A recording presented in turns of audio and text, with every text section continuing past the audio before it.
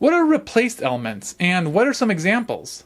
A replaced element is an element whose content is determined by an external resource rather than by CSS itself. CSS, or cascading style sheets, is used to add styles to a web page. Common examples of replaced elements include the image, iframe, and video elements. With replaced elements, you can control the position or layout of an element, but your CSS cannot directly modify the content of that element. This might be easier to explain with some examples. Consider the image element, which embeds an image on your web page. The element itself is replaced with the external object, the image.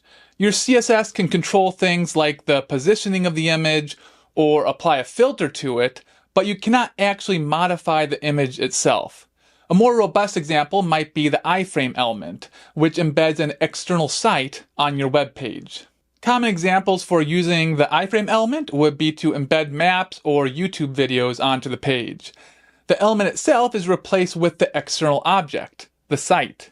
Your CSS can change the positioning of the embedded site, but you cannot modify the site's contents. To dive a bit further, if the embedded site has an h1 element, your CSS would not be able to style that h1 element. You cannot change the size, font color, and so on. There are some other replaced elements, such as video and embed. And some elements behave as replaced elements under specific circumstances. Here's an example of an input element with the type attribute set to image.